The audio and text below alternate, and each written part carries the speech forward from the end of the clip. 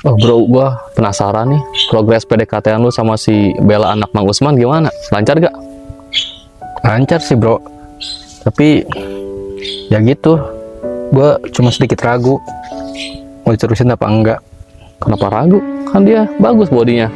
Kayak ini Chris. Soalnya gini bro, dia tuh bilang ke gua jujur, katanya yang lagi deketin dia tuh bukan gua doang. Selain itu, dia juga bilang gua gak berhak ngelarang dia untuk deket sama orang lain selagi gua sama dia belum ada ikatan. Oh alah, Menurut lo, gua lanjut apa jangan ya ngedeketin dia?